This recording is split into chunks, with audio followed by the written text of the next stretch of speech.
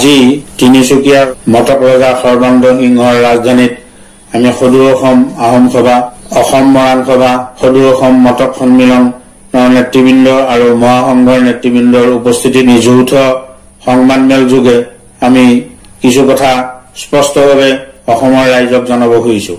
অসম বাংলাদেশৰ অংগ আছিল নেকি, নে অসমৰ পৰা বাংলাদেশ 1971 চনৰ 25 মাৰ্চত পৃথক হৈছিল? কি কাৰণত দেশৰ সংবিধান প্ৰদত্ত 1951 বিৰোধিতা কৰি 1971 চনৰ 25 মাৰ্চ অসমত বিদেশী চিনাক্তকৰণৰ ভিত্তি কৰাত সমৰ্থন কৰিছে?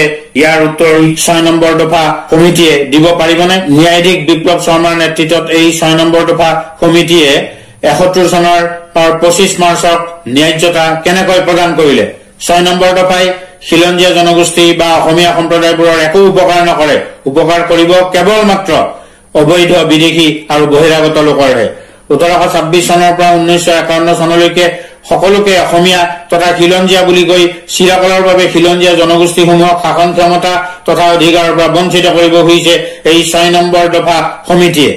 6 নম্বৰ দফা কমিটিয়ে দেশৰ সংবিধান আৰু আন্তঃৰাষ্ট্ৰীয় নীতিৰ বিৰুদ্ধেও গৈছে। দেশৰ সংবিধানত বিদেশী চিনাক্ত কৰাৰ ভিত্তি বছৰ 48 চনৰ 19 জুলাই বুলি লিপিবদ্ধ হৈ আছে, কিন্তু ভাৰতে 47 চনৰ 15 আগষ্টত স্বাধীনতা লাভ কৰাৰ 3 বছৰ পিছতে 1951 চনত প্ৰথম লোকপিয়ল সম্পাদন কৰিছিল। সেয়ে তথ্যৰ বাবে 1951 চনটো বিদেশী চিনাক্ত কৰাৰ ভিত্তি বছৰ বুলি গণ্য কৰা হয়। 6 বছৰীয়া অসম আন্দোলনৰ শ্বহীদসকলে 1951 চন ভিত্তি বছৰ প্ৰতিষ্ঠা কৰাৰ দাবীতে জীৱন আহুতি দিছিল। শ্বহীদসকলকে অপমান কৰি আছুৱে 71 চনৰ 25 মাৰ্চলৈকে অবৈধ বিদেশী ৰখাৰ বাবে ভাৰত চৰকাৰৰ সৈতে বুজাবুজি কৰিছিল। এই বুজাবুজি পত্ৰৰ 6 নম্বৰ দফা কাৰ্যকৰী হলে অসমৰ সকলো সমস্যাৰ সমাধান হ'ব, এনে এটা ধাৰণা দি খিলঞ্জীয়া জনগোষ্ঠী সমূহৰ মৃত্যু নিশ্চিত কৰিবলৈকে আছু আৰু অগপ অসম সাহিত্য সভা আদিয়ে আপ্ৰাণ চেষ্টা কৰি আছে।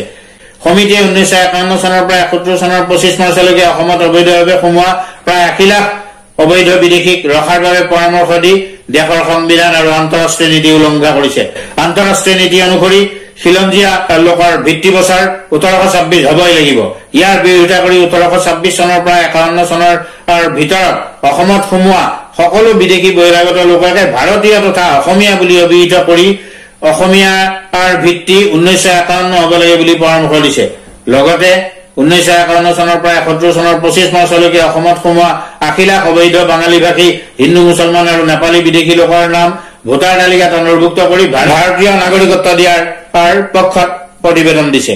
ন্যায়াধীশ হৈ দেশৰ সংবিধান উলংঘা কৰি এনে খিলঞ্জীয়া ধ্বংসকাৰী পৰামৰ্শ কেনেকৈ দিব পাৰে?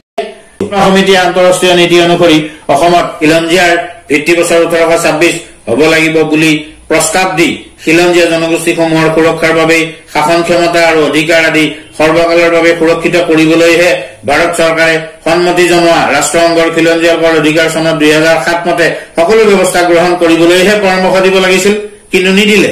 1826 চনৰ পৰা 1947 চনৰ ভিতৰত অসমত সোমোৱা তথা সাম্ৰাজ্যবাদী ব্ৰিটিছে অসমত উপনিৱেশিক চৰকাৰ চলাবলৈ আনি থৈ যোৱা সম্প্ৰদায়বোৰক অসমীয়া বুলি কোৱাটোও ভুল।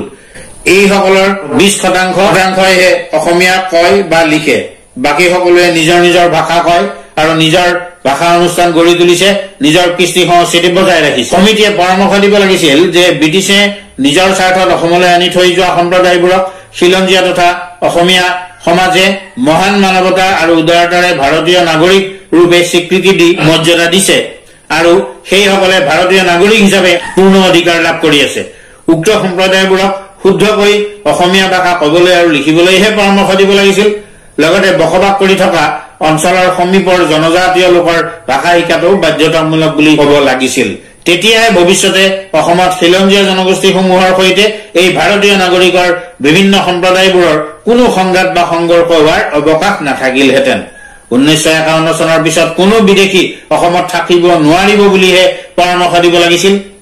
সভাত সদৌ অসম আহোম সভাৰ সভাপতি শশাংক নেওগ, অসম মৰাণ সভাৰ সভাপতি ৰাজীৱ বৰা, সদৌ অসম মটক সন্মিলনৰ সাধাৰণ সম্পাদক কিৰণ ৰাজখোৱা, মহাসংঘৰ সভাপতি শান্তনু দাস বৰৰাজৱাল আৰু মই কাৰ্যকৰী সভাপতি মতিউৰ ৰহমান উপস্থিত আছিলো। আশা ৰাখিছো যে অসমৰ খিলঞ্জীয়া জনগণে আখৰে আখৰে এই কথা আৰু এই নীতিমতেই আগন্তুক দিনত ভৱিষ্যত এখন সুন্দৰ অসম গঢ়াৰ কাৰণে আগবাঢ়ি যাব।